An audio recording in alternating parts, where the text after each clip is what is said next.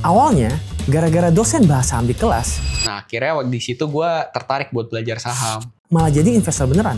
Gokilnya, Aldi dapat 2 kali momen hoki. Pas pandemi, dia sempat all in di saham dan cuan gede. Life changing money pertama itu di sana sih. Terus pas 2021, Aldi juga sempat cuan banyak saat market kripto lagi hype-hypenya. Iya ya, kok cuannya gede banget. Dari situ, dia mulai coba nih berbagai instrumen lain, termasuk Tertarik buat belajar forex. Aldi belajar sana-sini sampai ketemu. Iya, tanda kutip ya, Iya. fake guru lah. Fake guru. Tapi dari banyaknya pengalaman, Aldi mulai punya gaya trading sendiri. Di video ini, Aldi akan share view dia dari mulai market gold sampai isu global yang makin gak pasti dan juga efek dari red card. Penasaran cerita lengkapnya? Yuk tonton videonya sampai habis. Yuk, COD, cuan on demand. Oke, kembali lagi di YouTube channel favorit, teman-teman favorit di COD Podcast. Nah, di hari ini gue ada kedatangan teman baik gue nih, teman lama gue, dan kita kebetulan juga pengen bahas soal gold yang terus ATH tapi tiba-tiba marketnya turun. Nah, tanpa kita banyak berbicara lagi, kita langsung sambut aja teman gue, Aldi. Halo. Di, thank you for coming, waktunya. Thank you juga udah diundang. Yes, but first of all, Ya. nih gue cepet aja pengen kepo. Oke. Pengen nanya view lu nih, gue udah gak sabar kayak gold nih kan ATH terus ya. Kita bisa lihat dia udah rally banget semenjak break harga 3.000. Ya, 4.000 sekarang. 4.000 berapa terakhir high-nya? 4.500 ya? Kayak nggak nyampe deh, 4.000, hampir 4.400. Nah, iya, 4.400. Tapi kemarin kita sempat lihat candle-nya juga cukup gede ke bawah ya. Nah, tapi menurut lu apa sih yang menyebabkan gold ini bisa naik kok sesignifikan itu naiknya? Oke. Ya sebenarnya kalau gold naik menurut gua faktor X itu pasti banyak lah. Cuman yang menurut gua jadi faktor utama adalah pertama itu udah pasti uncertainty. Sekarang itu dunia lagi nggak pasti, investor tuh lagi pada khawatir, apalagi ngelihat utang US lagi banyak, lagi tinggi. Terus juga kemarin government shutdown. Wah, itu kan bikin makin banyak uncertainty yang terjadi. Jadinya uncertainty ini biasanya akan mempengaruhi perusahaan-perusahaan. Perusahaan-perusahaan ini kan bisa saham gitu. Jadinya orang-orang bakal nyari aset-aset yang nggak ada perusahaannya, yaitu biasanya adalah komoditas emas gitu. Tapi ada juga menurut gue faktor kedua itu suku bunga. Oke. Suku bunga ini kan udah diprediksi akan dipotong. Iya.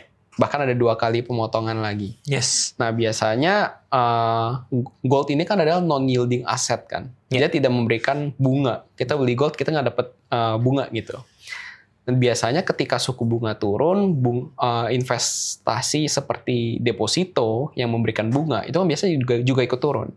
Nah, jadi investor itu switching tuh dari investasi yang memberikan bunga ke investasi yang tidak memberikan bunga, yaitu salah satunya emas juga. Ya. Gitu. Oke. Atau lu juga ada melihat efek kan, kalau kita lihat headline berita itu ada beberapa central bank ya. Iya. Kayak China itu borong gold. Apakah ini strategi mereka untuk ibaratnya ya nggak mau pakai dolar lagi aja gitu? Ya sebenarnya ada itu juga sih, maksudnya ada efek itu juga. Kan negara-negara besar juga banyak mengurangi dolar. Ya, itu kan efeknya ke gold. Sebenarnya gini, dolar itu kan fiat. Fiat itu dicetak terus-menerus. Negara itu lagi banyak dan investor-investor besar itu juga lagi banyak yang udah malas pakai fiat karena terus-terusan dicetak. Ya. Akhirnya mereka mencari sebuah instrumen yang nggak mudah untuk dicetak, yaitu ya emas salah satunya. Gitu. Menarik. Tadi juga ini ya lu mention ada efek pemangkasan suku bunga lah ya kayak. Kita mungkin let's say dia rencananya Oktober akhir sama Desember ya. November, Desember. Iya, akhir tahun lah ya. Akhir tahun. Dan menurut lu ini kira-kira view market ke depannya in the whole makroekonomi itu arahnya sebenarnya gimana sih? Kenapa kayak The Fed akhirnya mutusin, oke lah kita pangkas suku bunga 2 kali biar lebih cepat gitu. Oke, ya sebenarnya kalau kita lihat secara makro, The Fed ingin mangkas suku bunga. Dia pengen soft landing, I think. Dari kemarin si Trump juga pengennya, langsung pangkas aja. Udah teriak-teriak. Iya. Akhirnya The Fed nurutin, ya udah. Akhirnya. Ya sebenarnya gini sih, gue ngelihatnya itu, ini yang gue lihat juga ya, yang gue dapat info. US itu kalau nggak salah ada utang yang harus dia bayar. Yang jatuh tempo di tahun ini. Dimana kalau utangnya itu jatuh tempo dan suku bunganya tinggi, otomatis dia harus membayar bunga lebih tinggi. Jadi sebenarnya mungkin ada semacam dalam tanda kutip apa ya kita ngomongnya, agenda Iya. agenda Trump untuk menurunkan suku bunga juga. Akhirnya dia juga pakai pasang tarif gila-gilaan Sengaja ya. sengaja Iya. untuk ngedorong juga si Powell-nya untuk nurunin suku bunga. Iya. Ya mungkin ya. Iya, lu ngomongin tarif juga kebetulan Iya. kita per video ini di syuting, teman-teman kita syuting tanggal 22 Oktober ya. Iya. Sebelum video ini tayang juga kita bisa lihat Trump ini lagi tarik-tarikan tarif sama Betul. China ya. Lagi. Baru. Baru lagi. Iya, dan ini ya tentunya balik lagi bikin uncertainty di market. Betul. Dan apakah lu melihat peluang ini sampai akhir tahun mungkin gak sih kira-kira gold itu tahun ini maybe 4.500 atau lebih? Atau lu lihat udah overextended nih. Ini it's time ya koreksi dulu lah. Aduh, jujur agak sulit sih. Kok gue ngelihatnya mungkin bahasa aman ya. Iya. Nggak ada yang mustahil di market menurut gue. Betul. Tapi dari kemarin juga banyak yang nanya gue apakah ini waktu yang tepat untuk beli emas. Iya, iya. Kalau gue bilang jujur kalau sekarang banget enggak, jangan. Karena udah yang tadi lu bilang overextended. Iya. Udah terlalu overexposed, udah tinggi banget dan kita nggak tahu kapan koreksi. Sebenarnya waktu yang tepat untuk membeli sebuah aset itu apapun ya, menurut gue itu saat mereka konsolidasi. Oke. Kemarin kalau kita lihat gold itu konsolidasinya di 3.000 sampai 3.300 ya kalau nggak salah. Sekitar segitu. Dan kalau sekarang beli di pucuk sekarang menurut gue ini bukan hal yang wise. Kecuali dia udah konsolidasi sampai akhir tahun, kita ngelihat oh sepertinya dari konsolidasi ini ada chance untuk dia naik lagi. Menurut gue itu bisa dipertimbangkan. Yes. Tapi kalau semena-mena kita beli di pucuk sekarang, menurut gue itu bukan hal yang wise untuk kita investasi ya. Tidak bijak lah ya. Mm-mm. Iya, dan kita sebenarnya bisa lihat juga ini fenomena unik ya kayak di Indonesia dan beberapa negara tuh orang mau beli gold katanya udah habis ya. Habis. Kayak lu bahkan emas antam pun di Indonesia udah susah kan. Iya, susah katanya ya. Iya. Terakhir kan orang juga berbondong-bondong ke toko emas di Indonesia. Iya, yang sampai viral ngantri dari pagi. Ya, ada juga yang orang ngomong ya. I think mereka bilang, wah cycle top emas nih. Karena retailnya udah terlalu komo. Iya, sebenarnya ya bisa juga, benar-benar. Iya, ada indikasi. Ada indikasi ke sana juga. Kan sebuah aset itu kan menjadi murah ketika orang-orang nggak ngelirik gitu. Begitu orang-orang udah pada ngelirik itu sebenarnya udah mahal tuh. Ngerti. Udah pricing in. Iya, menarik. Oke, ya ini menarik banget teman-teman. Sebenarnya kita kalau bahas gold gak ada habisnya teman-teman ya. Cuman, sorry nih, ini karena kita kasih ngomong gold, ini mungkin lupa nih. Biasanya sebenarnya kalau di podcast tuh gue mau perkenalkan dulu lah. Nah cuman buat teman-teman yang belum kenal nih, mungkin boleh silakan perkenalkan diri kayak lu ini backgroundnya seperti apa, pengalamannya seperti apa di dunia finansial mungkin boleh. Halo teman-teman, perkenalkan nama gue Stefanus Renaldi Kurniawan. Biasa gue dipanggil Renaldi atau Aldi. Gue udah kurang lebih 6 tahun di financial market ini. Ya dari 2019 waktu gue masih kuliah. Dan sekarang kesibukannya sih gue jadi profesional juga di bidang financial market ini. Dan ada beberapa bisnis baik di financial market maupun di non-financial market. Juga sekarang aktif untuk konten di sosial media untuk sharing edukasi mengenai financial market. Dan ya pastinya trading dan investasi juga lah. Nah itu teman-teman ya, ini pengalamannya udah lama dan Aldi ini ya bisa gue bilang cukup aktif teman-teman untuk sharing di sosial media. Baru aktif lagi. Ya mungkin karena sibuk ya kerjaan juga, ya, sibuk kerjaan, bisnis. Ya pengalamannya banyak kan teman-teman. Dan kita mau tahu nih, kayak lu kan masuk itu di dunia financial lu bilang di 2019 sebelum COVID ya? Ya sebelum COVID. Ingat gak pengalaman pertama lu kenapa akhirnya mutusin untuk gue terjun ke dunia financial, mau coba atau kenal tuh kenapa? Wah sebenarnya lumayan panjang ya. Iya. Mungkin gue sharing background gue dulu kali ya sedikit ya. Boleh banget. Gue bukan di background yang orang kaya banget, tapi bukan yang susah juga. Gue masih bisa kuliah, masih bisa dibayarin lah gitu. Cuman waktu dari dulu emang nggak pernah merasakan hidup yang jadi orang kaya banget gitu. Waktu kuliah pun uang jajan juga pas-pasan. Jadinya ya pastilah anak mana yang kalau kita pengen search nih cara jadi kaya di Google pasti salah satunya ada yang ngomong investasi nih. Betul. Benar kan? Iya. Nah waktu itu gue kebetulan kuliah bisnis Oke. Nggak terlalu berhubungan dengan finance banget, cuma ada disinggung lah. Waktu itu ada dosen ekonomi gue, dia tuh kayak nyinggung tentang saham. Dia bilang dia baru cuan dari saham apalah gitu. Oke. Nah akhirnya di situ gue tertarik buat belajar saham. Ya. Hampir tuh ketipu investasi bodong juga, yang ilegal di Indonesia. Oke. Ya itulah, yang hijau dan kuning ya. Iya, oke. Oke. Nah, kita hampir kena itu, cuman untungnya akhirnya gue kayak searching lagi di YouTube investasi apa, akhirnya mulai di saham. Nggak lama kemudian malah langsung kena crash. 2020 langsung crash. Iya. Nah, cuman untungnya waktu crash itu portfolio gue drawdown 40% lah. Waktu itu di saham, masih di saham, kenal saham dulu, drawdown 40%. Terus akhirnya gue tuh sebenarnya waktu kuliah gue juga sambil nyari duit. Gue jualan baju, gue jualan pernah jadi agent properti, jualan casing HP, pernah jadi agent asuransi. Jadi waktu crash, waktu COVID, itu tabungan gue yang belum gue masukin saham makin tebel nih. Akhirnya setelah portofolio gue crash, gue beli workshop. Workshop saham, gue belajar saham lebih dalam. Oh ternyata gini ya investasi di saham waktu itu. Yeah. Terus langsung gue all in, akhirnya dapat multiply-nya dari sana. Bagger, kan COVID semua murah ya. Banking murah, saham batubara murah. Akhirnya bener-bener mungkin bisa dibilang life changing money pertama itu di sana sih. Pas COVID. Pas COVID di saham. Terus masuk 2021, saham booming, crypto booming juga. Pindah lah. Pindah. Maksudnya nggak pindah 100%. Maksudnya icip-icip. Mulai belajar kripto apa sih. Gue inget sih waktu itu ada anak umur 18 tahun datang ke gue. Nih, gue masih 21 tahun berarti. Dia tuh bilang suruh all in Bitcoin. Bitcoin ini lebih menarik dibanding saham. Tapi gue tuh kayak ngerasa, gue ya biasa lah abis dapat multi bagger di saham, gede kepala juga. Kayak apaan sih gitu. Akhirnya gue nggak berani nyoba banyak, cuma nyoba dikit-dikit. Ternyata iya ya. Kok cuannya gede banget. Gue cuan Dogecoin itu sehari 100% nih waktu zaman Elon Musk. Sehari 100%. 100%. Bagger sehari.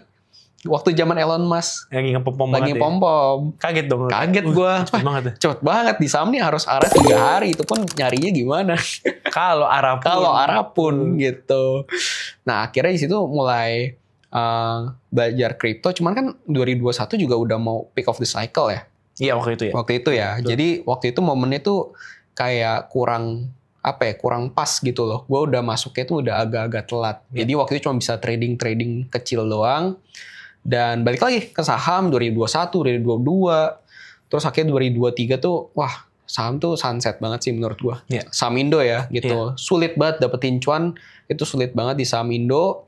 Dan waktu itu gue ngeliat Bitcoin itu harganya masih berapa ya? 16.000, 20.000. Iya. Nah, waktu itu sih gue udah ingat. Gue tuh pasang set beli Bitcoin tuh 14.000 US dollar.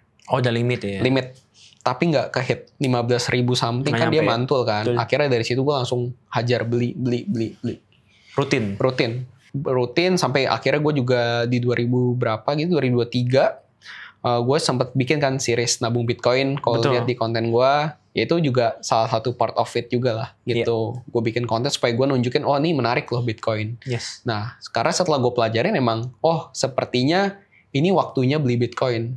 Bitcoin murah, waktu itu saham lagi agak sunset. Gue pindahin semua uang gue ke kripto gitu. Cuman makin di dunia kripto, gue tuh kenal sama trader-trader yang beneran trader. Beneran hidup dari sana gitu. Akhirnya setahun gue di dunia kripto 2024 baru tahun lalu lah gue ketemu teman-teman gue yang emang aktif di dunia forex. Oh berarti real trader? Iya, the real trader yang emang dapetin duit dari sana. Awalnya gue juga nggak terlalu into ke forex. Bahkan sekarang sih juga porsinya masih sangat kecil ya. Cuman waktu itu gue ngajarin trading cewek gue tuh trading kripto dan saham. Nah tiba-tiba cewek gue yang jadi lebih tertarik buat belajar forex. Oh justru cewek lu duluan yang mulai? Cewek gue duluan yang mulai. Akhirnya dia ngajak gue. Coba. Tapi setelah gue pelajarin, emang bener di forex sih buat day trade sih paling enak nyari duitnya ya. Iya. Karena ya itu kita pakai leverage. Leverage-nya gede banget, 500, 3.000 atau bahkan ada yang di set unlimited gitu. Gue lihat juga gitu. Ya gitu sih Nick. Dan ya udah berlangsung aja sampai sekarang gitu. Ngerti. Oke, perjalanan lu kan sangat banyak ya dia. Iya.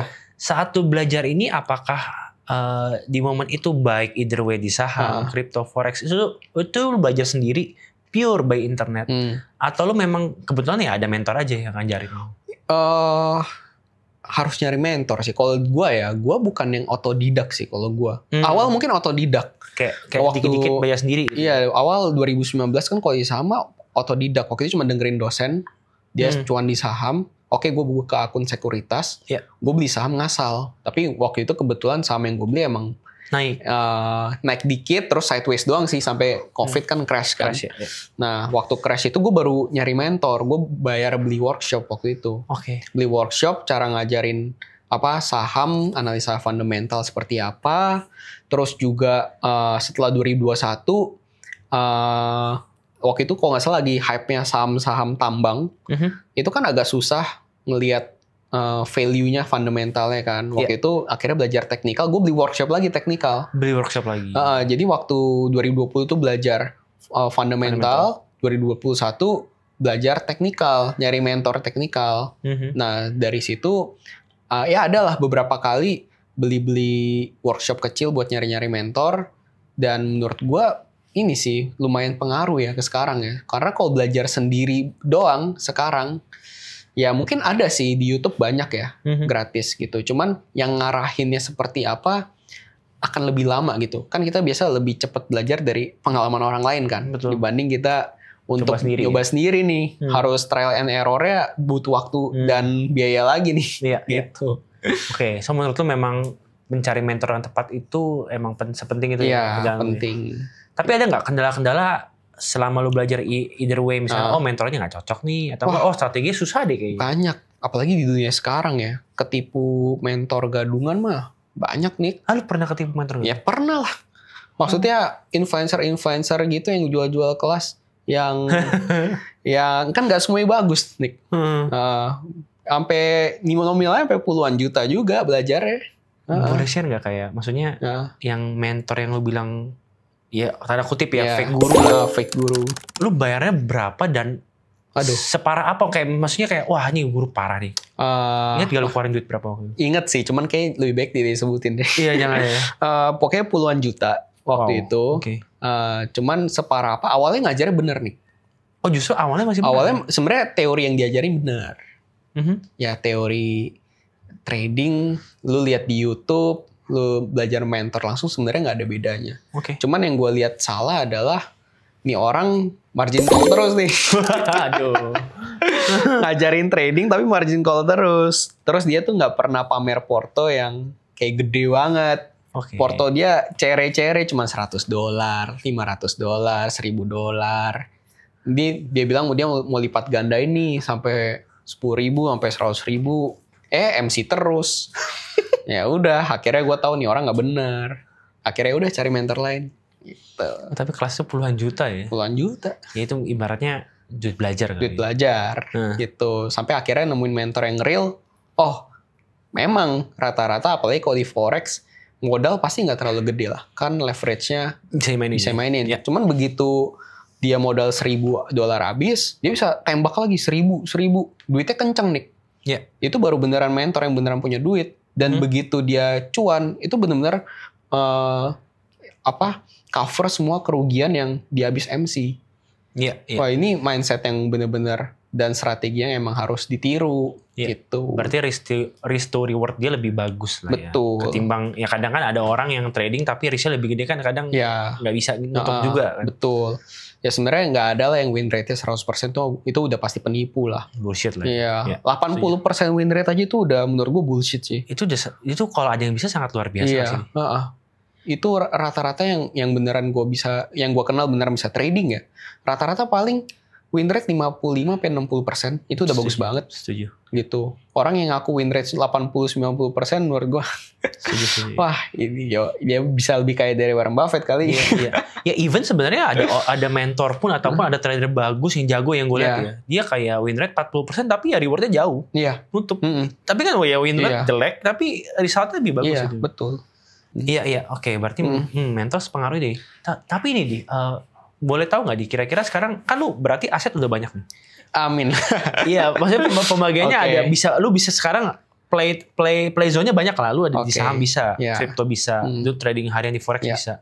Nah, portfolio management lu atau pembagian portfolio gimana? Kayak misalnya sekian persen di saham atau lu ada sisihin 20% gue pure untuk trading forex misalnya kayak gitu. Oke. Ya sebenarnya gue nggak ngitung fix ya, cuman kira-kira lah. Kira-kira kalau sekarang ya kripto, Bitcoin terutama mungkin masih 30%. Oke, Masih crypto Bitcoin 30%. Ya, kayak rata ya. Kalau sekarang gue kayaknya Bitcoin 30, saham Indo 30, US stocks 30. Sisanya 10% itu cash dan buat gue futures sih. Iya, untuk cari daily profit. Iya, futures itu ada crypto futures sama forex. Iya. Oh, lu Sangat kecil sih. Gua main futures itu sangat kecil sebenarnya. Iya, untuk menjaga risk juga. Iya, risknya soalnya gede gitu. Iya. Menarik. Oke, mungkin kita kulik dulu dari sisi investasi ya, Di. Iya. Baru kita ke trading kali. Iya, Ya. boleh. Nah, kalau boleh tahu, strategi apa yang sebenarnya lu terapin dalam berinvestasi di saham maupun kripto? Oke. Sebenarnya kalau gua aliran dasarnya adalah value investing ya. Gua ngelihat emang aset-aset yang lagi murah, ya gua hajar, gua beli. Murah dan bagus gitu. Kayak waktu itu gua ngeliat Bitcoin 20.000, 15.000. Itu kan murah ya. Maksudnya secara gua juga pelajarin fundamentalnya, supply terbatas. Terus ya udah, gua hajar, gua mulai cicil segala macam. Nah, sekarang Bitcoin ini udah 120.000. Kemarin terakhir gua take profit 124. Mungkin gua ada bikin konten juga 124 gua bilang take profit, Oktober take profit. Sebenarnya mulai trimming 116, 109, 124 itu gue pindahin ke saham Indonesia. Oh, dirotasikan lagi. Iya, karena gue ngelihat sekarang Big Bang-nya murah. Yes. Gitu, Big Bang yang murah. Kapan lagi dapat BCA 7.000? Udah mau COVID level gitu, BRI 3.000 berapa kemana? 3.400 ya, something iya. Mandiri juga dividen yieldnya 10%. Ya udah, gue hajar, gue mulai cicilin. Tapi saham pun juga sebenarnya nggak pure fundamental banget sih. Ada juga yang kayak gue ngelihat kayak money flow gitu. Jadi tapi mungkin kayak 70%-nya value, 70% fundamental, 30-nya itu gue pakai buat cari-cari apa ya? Alpha stocks baru lah, ya. gitu. Oke, berarti kurang lebih mirip lah ya. Play lu baik itu di kripto maupun di saham. Iya, mirip sih. Iya. Lalu, nah ini kan sedikit berbeda ya di investing dengan di trading lah. Ya kadang pun, tapi gue penasaran Didi. Lu di trading itu forex apakah lihat fundamental makroekonomi juga? Oh enggak sih, forex full trading aja. Full trading teknikal aja. Makroekonomi biasa ya sebenarnya ini kasar ya kan. Kalau kita nungguin news gitu kan, kalau di forex dalam tanda kutip ini seperti meja judi ya. Week-nya bisa. Iya sih, iya. Nah itu jadi gue jarang. Ya sesekali adalah lihat makro news untuk trading, cuman jarang sih. Berarti pure technical aja kalau gue. Nah, teknikalnya kan mungkin kadang banyak orang macam-macam nih. Ada yang orang sukanya pakai trendline, ada yang support resistance, ada yang suka pakai indikator. Nah, kalau lu sendiri approach-nya gimana dalam trading? Kalau gue sebenarnya simple sih. Gue cuma lihat market structure sama market structure, support resistance, ya paling indikator RSI atau MACD. Berarti simple lah. Simple lah. Cuma pakai 3 itu sih. Ya sebenarnya market structure ini mungkin ada campuran pattern juga lah ya. Kita lihat patternnya seperti apa. Terus juga kalau dilihat lagi candle-nya gimana. Biasanya kalau nyari reversal, gue nyari yang ada hammer atau bullish engulfing. Ya gitu-gitu lah. Ya berarti lu cari beberapa confluence lah ya. Gitu. Kalau lu bilang trading secara daily nah time frame yang lu pakai gimana? Apakah lu pakai time frame gede untuk lihat major trend line, baru kan lu masuk ke time frame lebih kecil untuk entry point. Lu gimana? Biasa gitu sih. Kalau gua kadang itu trading intraday itu biasa pakai 15 menit sampai 1 jam. Ya. Tapi kadang lihat juga nih daily-nya kira-kira kemana ya. gitu. Tapi kalau gue scalping udah jelas pakai 1 menit. Oh lu bahkan scalping pakai 1 menit? 1 menit, 5 menit, 15 gitu. Tapi apakah kalau 1 menit, 5 menit itu nggak banyak noise kadang? Ya, justru di situ sulit ya. Ya. Jadi kalau scalping itu pakai 1 menit bener-bener itu tuh lo harus apa ya? Nggak bisa terlalu banyak metode kalau di sana. Oke. Gue biasanya kalau 1 menit itu cuma lihat bener-bener support resisten doang. Berarti cepet banget ya? Cepet banget. Oke. Iya. Itu nggak bisa di hold lama juga. Iya, gitu. atau scalping juga. Kemarin juga ini nih, gue lihat lu di sosial media kan kemarin sempat share beberapa bulan lalu atau beberapa minggu gue lupa, yang soal lu menang kompetisi trading ya. Iya. Nah itu boleh nggak diceritain dikit tuh? Kok bisa? Maksudnya lu baru belajar trading forex juga kan? Basicnya fundamental pula. Iya. Kalau bisa menang kompetisi tuh gimana? Itu sebenarnya kompetisi apa dan gimana tuh? Sebenarnya gue dapat undangan lah dari salah satu brand untuk ikut kompetisi. Oke. Cuman waktu gue dateng waktu itu gue ngelihat chart XAU menarik. Sebenarnya lihat teknikal aja sih. Sebenarnya mungkin kenapa gue bisa mulai trading juga cepet ya, masuk ikut lomba segala macam padahal baru setahun. Mungkin karena basicnya teknikal itu gue udah belajar dari 2021 yang tadi gue bilang. Udah mau 5 tahun gue belajar teknikal. Jadi gue ngelihat chart itu udah kayak biasa aja, udah sehari-hari lah gitu. Cuma beda pair doang, XAU, GU segala macam. Waktu itu gue cuman masuk waktu lomba masuk XAU doang gitu. Gue ngelihat patternnya menarik, potensi cup and handle rapi waktu itu juga, dia nurut lah sama trend dan support resistannya. Ya udah gue entry bertahap waktu itu. Gue entry 0,3 lot pertama, terus dia turun dikit selama masih di atas support, masih di support, gue entry lagi, total tuh gue buka hampir 1 lot apa? Gue buka, nah gue nggak tahu nih, ternyata ada news hari itu. Oh, pas banget ya? Pas banget. News apa ingat gak? NFP. Oh alah, pas NFP pula. Iya, non-farm payrolls waktu itu, ya at the end ini aja tiba-tiba cup and handle gue valid aja. Itu kan bulan apa boleh? Apa ya? Lupa gue lagi gue. Kalau September kan itu candle-nya gede banget kan? Iya, September kayak janjian nih. Gue boleh cek apa? Boleh. boleh. Ntar coba nih. Gue ada post di konten juga nih. Oh. Itu ada news juga soalnya nih. Oke. Jadi ya hoki lah. Ada faktor luck juga sih. Berarti hari Jumat ya? Agustus. Oh. Ya, Agustus hari Jumat kok. Bisa NFP Jumat ya? Ya, Jumat. Iya, dan ya kita tahu NFP dari Agustus Jumat pun turun jelek. Iya. Dan itu good for gold. Iya, betul. Gue nggak tahu itu ada news. Cuman gue basicnya cuman fundamental. Tiba-tiba dari waktu itu $500 jadi langsung $1,000 gitu. Jadi langsung dapat gain ratusan %. Menang ya? Menang tiba-tiba diumumin. Tapi dia penasaran deh. Kan itu kan trader pasti banyak ya? Iya, banyak. Mereka itu nggak ada pasang posisi buy di gold juga kan? Banyak. Cuman sepertinya lotnya mereka tuh kecil. Oh. Kayaknya ya gue nggak tahu. Makanya lu bisa menang. Iya, makanya gue bisa menang. Soalnya waktu tiba-tiba gold yang ngepam itu satu ruangan teriak heboh lah. Iya, itu gede ya. Cuan gitu kayak. Gue mikir kayaknya yang lain cuan lebih banyak nih gitu. Ternyata waktu diumumin, kok gue yang menang. Iya. Nah, soalnya waktu ya sebenarnya ini sih gue lihat juga sih mereka yang cuan banyak tuh ada juga. Maksudnya yang setelah gue pun kayak cuan kayak tipis lah nih, 90%. Tipis nih. Terus 40%. Cuman kayaknya itu cuma faktor lot doang sih, sizing doang gitu. Iya. Soalnya waktu itu gue emang udah meresikokan $500 itu margin call di titik stop loss cup and handle ya. Oke. Oh ini berarti akun real. Akun real. Gitu. Modal sendiri apa dikasih sama orang? Sendiri. Gitu. Makanya kayak lu 500 ya udah. Gue tembak aja semua. Iya, tembak semua. Cut loss lu ada di margin call. Iya, cut loss gue margin call. Ya nggak salah. Ya gitu lah. Makanya lot lu gedein dikit. Lotnya gue gedein. Dan kebetulan saat itu play out juga semua. Iya, play out. Menarik. Dapat hadiah apa di sini? Ini doang sih apa kayak plakat sama apa?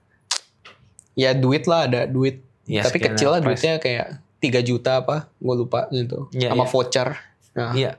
Cuma di saat itu lu mulai merasa nggak, ini kayaknya gue bisa nih. Ini jalan gue buat trading harian di forex atau kayak ya udah. Bisa, iya pasti gitu lah. Ada kepikiran ya? Ada lah gitu. Soalnya sebelum itu juga gue ini kan udah nyobain trading forex juga. Iya, lu bilang udah mulai ngulik. Udah mulai ngulik-ngulik. Emang udah trading juga di sana. Iya. Gitu. Mulai scalping, tak. Pernah nge-flipping, nyoba challenge kan, flipping 100 jadi 1000. Oh iya, orang Nah, sekali. begitu udah 300 MC margin call. Ngulang lagi. Ya sebenarnya gitu sih Nick. Maksudnya suka nyoba-nyoba lah gitu. Ya seru sih. Forex menurut gue untuk nyari duit jajan harian tuh enak banget. Oke. Kalau lu bilang sekarang udah mulai nyari duit harian, ibaratnya daily basis di forex, pair apa yang biasa lu trading? Karena kan forex banyak, ada mata uang, ada komoditi, ada indeks saham, lu bisa main di mana? Kalau sebenarnya kalau untuk scalping udah pasti XAU sih. Tetap ya. Ya, paling enak scalping tuh XAU. Cuman kalau untuk intraday atau swing trade biasa mata uang nggak banyak sih, paling GU, GJ, PU. Ya gue nggak terlalu banyak pair sih. Major pair lah biasanya. Kalau indeks saham kayak Dow Jones, S&P atau oil lu jarang. Enggak Silver pernah. juga nggak pernah. Nggak pernah. Ya, rata-rata itu aja sih. Gue juga soalnya diajarin sama mentor dan cewek gue sebenarnya lebih aktif kan dibanding gue. Dia juga lebih aktif di forex. Nah, dia juga dia ngajarin gue sekarang. Kalau ini pair jangan terlalu banyak supaya nanti kita bisa tahu yang kita cocok apa. Iya, gue pernah denger ya. Katanya lu fokus aja di beberapa pair. Iya, betul. Dan lu cocok di XAU. Iya, XAU, GU, GJ. Tapi yang lu lihat dari kan katanya kan setiap pair punya karakteristik loh ya. Yang lu lihat dari XAU ini karakteristiknya apa kira-kira? Kalau XAU ini sebenarnya kenapa enak buat scalping? Karena spreadnya rendah dan volatility-nya tuh enak untuk kita trading cepat. Enak dimainin ya. Enak dimainin. Itu dibanding forex kan mata uang itu kan kalau perhatiin pergerakannya lambat.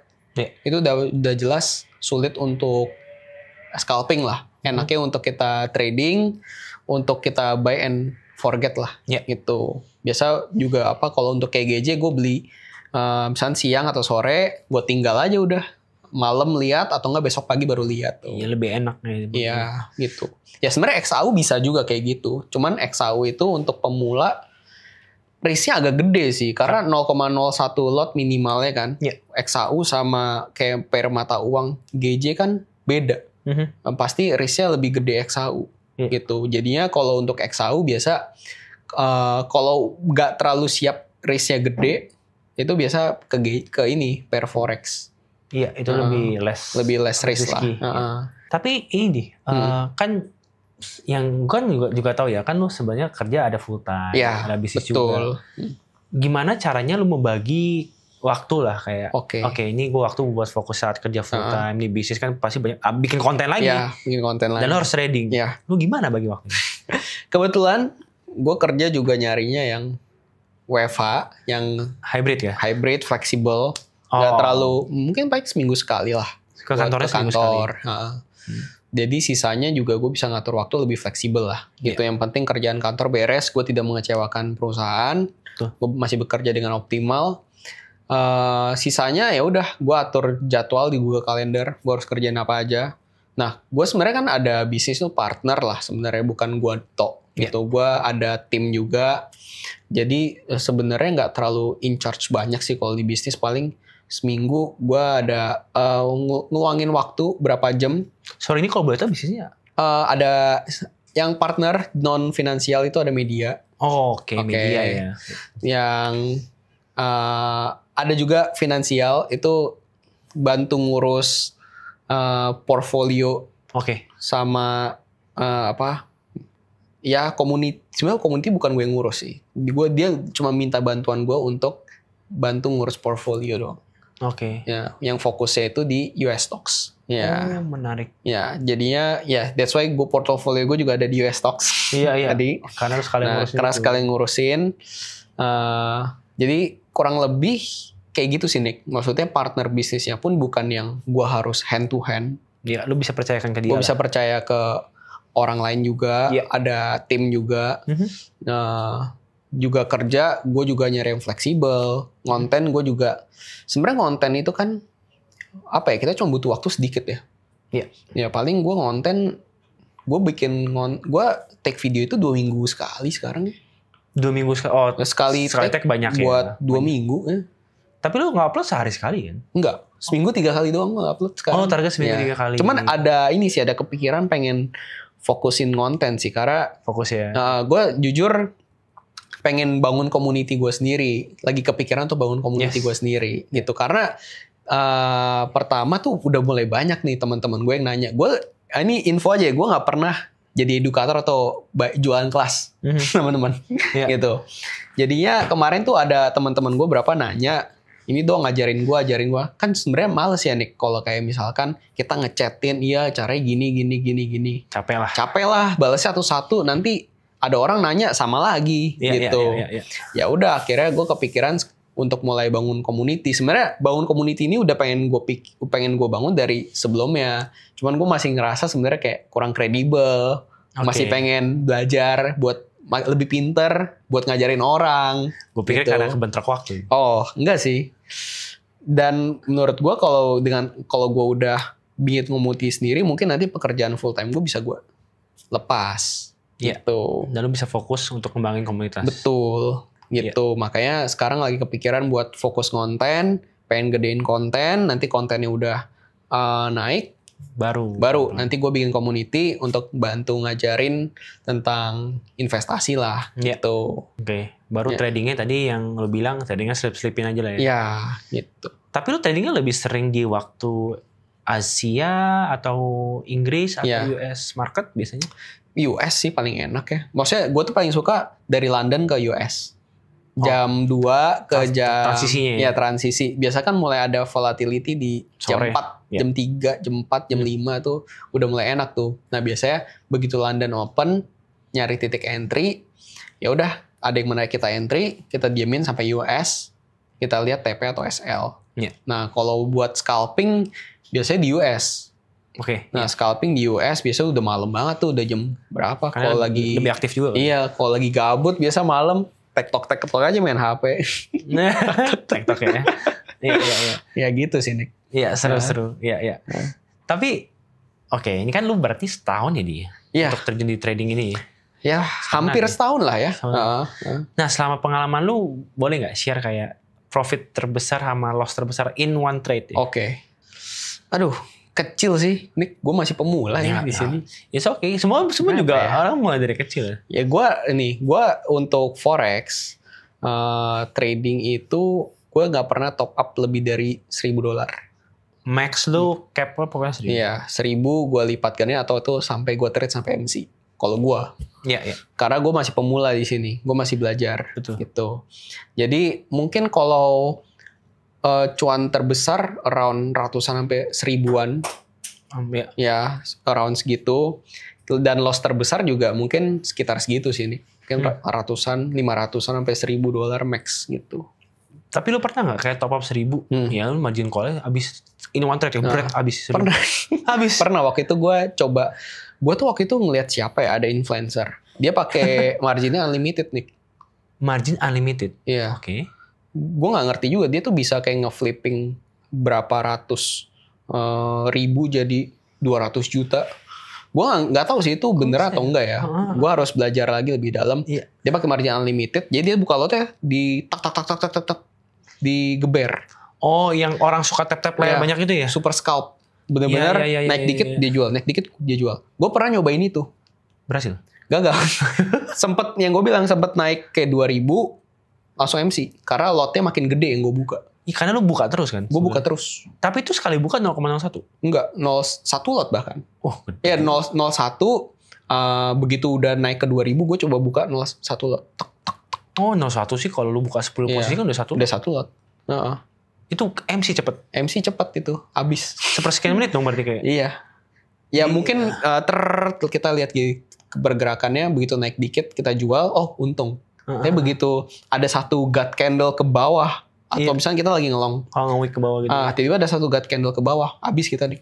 Itu momen apa? Nggak ada momen apa-apa ya? Nggak ada momen apa-apa. Emang lagi volatil aja. Dan di gold? Di gold. Pasti scalping di gold. Momen itu kaget gak? Apakah mental lu udah siap? $1.000 ya udah. Kaget lah. Atau lu lebih kayak anjir kok hilang gitu. Ya kan emang $1.000 udah siap hilang. Iya. Tapi kan maksudnya kayak anjir secepat ini ya. Mental kena juga ya? Kena.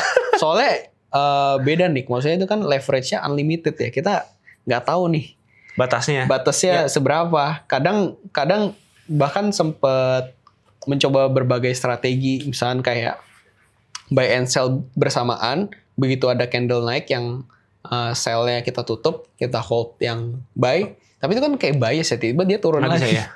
Ya, itu nggak bisa.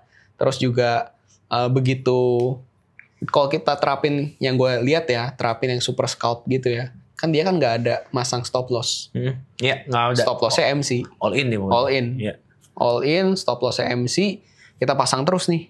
Beli tak begitu turun, beli lagi tak. Nih tak nggak tahu terus turun, habis. Ya, dan itu kita nggak tahu kan batas margin kita atau likuidasi price kita nggak tahu. Beda kalau sama mungkin kalau future di kripto mungkin kita masih bisa ngitung kan. Iya, kan ada apa TPSL berapa dolar. Ada kan. liquidation price macam liquidation price. Kalau di forex kita ngitung manual. Apalagi kalau teman-teman mau coba super scalp tanpa ada resikonya MC itu mah bahaya banget. Iya. Janganlah. Berarti pemulaan tidak dianjurkan. Gitu. Jangan tergiur dengan apa yang ada di sosmed. Iya, kita nggak tahu apakah itu duit dia real ataupun hanya sekian persen duit dia, kita nggak tahu. Nah, waktu itu kan gue juga masih pemula nih, gue nggak tahu. Gue cuma berpikir ego gue bisa. Ternyata begitu dilakuin sangat sulit. Iya. Nah, tapi ternyata setelah gue ngobrol sama temen gue yang bahkan udah profesional lah di forex ya, trader forex profesional, dia bilang mungkin aja itu bisa dilakuin. Tapi kita nggak tahu dia tuh DMC berapa kali. Iya. Mungkin dari 10 kali dia top up itu cuma berhasil 1. Atau bahkan dari 20 kali dia top up cuma berhasil sekali. Yang belakangnya kita nggak tahu. Ya belakangnya kita nggak tahu. Baik lagi sosial media. Ya kan gitu. Di sosmed kan orang maunya mempertunjukkan yang berhasil doang. Ya nggak mungkin dong dia influencer yang nunjukin yang jelek kan jarang ya seperti itu. Iya. Gak ada. Tapi lu ngerasa nggak sih di saat berarti kan lu sudah pernah mencicipi trading futures di kripto dengan trading juga di forex. Yep.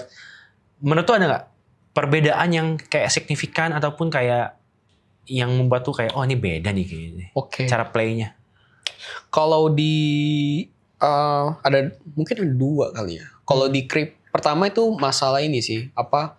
Kalau di kripto kita tahu trend overall-nya seperti apa. Misal Bitcoin halving tahun lalu, bullish. Bullish, yes. Kita bahkan gue ada hold Solana 1.700% futures. Gila, oke. Itu gue hold 3 bulan nih.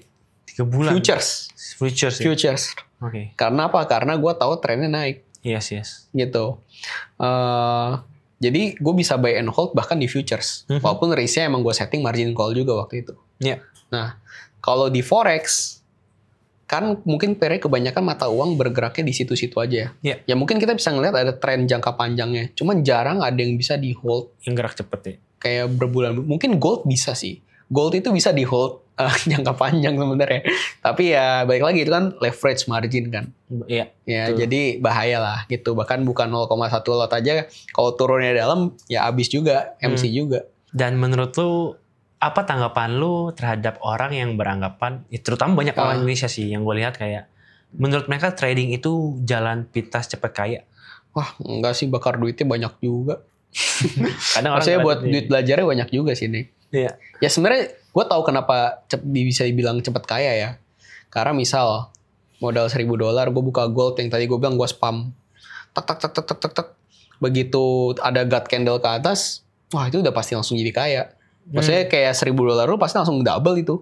Pasti double. Pasti double, bukannya satu lot. Lu close udah pasti cuan langsung ribuan. Itu kan duit cepet kan. Iya. Tapi yang orang nggak mikir itu gimana kalau ternyata berlawan kebaliknya ke bawah gitu. Yang langsung habis, cepat kaya cepat miskin. Cepat kaya cepat miskin. Iya.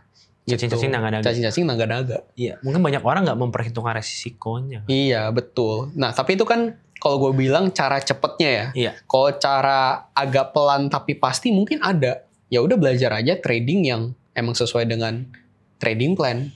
Trading by money management. Money management. Kalau yang kayak cepet kaya, kita kan super scalp. Kita nggak pakai tuh yang namanya money management. Kita juga nggak pakai yang namanya charting. Kita cuma lihat support resisten. Itu kan nggak perlu apa ya. Kita kan itu waktunya sangat cepat dan ya tadi cacing-cacing naga-naga. Yep. Tapi kalau kita trading dengan metode, dengan trading plan yang benar, itu ya kita bisa aja kaya tapi pelan, tapi pasti. Pelan tapi pasti. Gitu. Setuju. Ya belajar charting, oke, risk and reward 1:2, kita entry. Tapi kita nunggunya besok nih baru cuan. Iya. Nah, beda sama kita scalping full margin. kita bisa jadi kaya 5 menit kemudian, tapi bisa jadi miskin juga 5 menit kemudian. Iya, itu. Menarik. Coba terakhir Dedi. Ada nggak 3 tips nih buat orang yang ya ibaratnya dia udah mulai trading, biar dia tuh nggak terjebak over trading dah. Itu gimana sih? Aduh, apa ya? Atau enggak tips deh buat para pemula yang mau mulai belajar trading gitu. Oke. Ya, pertama sih pasti harus belajar trading plan, itu udah pasti yang tadi gue sebut. Trading plan pertama. Ya lu bisa aja trading nggak pakai plan, tapi jadi kayak mendadak tuh bisa, dan banyak ada aja. Tapi biasanya itu nggak sustain. Nggak sustain. Terus juga kalau yang nggak pakai trading plan lu nggak tahu cut loss di berapa, take profit di berapa. At the end ya baik lagi nggak konsisten jadinya. Gitu. Karena gue udah pernah nyobain super scalp, nggak konsisten, sulit untuk profit konsisten dari sana. Tapi gue juga pernah belajar untuk trading dengan cara yang lebih sabar, charting bener, ukur risk and rewardnya seperti apa. Ya itu lebih terukur tapi pelan sih. Bahkan kan sampai sekarang aja gue masih pemula gitu. Gue nggak bisa bilang gue professional trader di forex gitu. Masih ini juga berproses. Terus yang kedua mungkin ini sih, quality over quantity sih. Quality over quantity. Karena gue juga akhirnya memutuskan untuk trading di jam London sampai US. Karena buat gue di jam Asia itu kurang cocok, nggak ada volatility.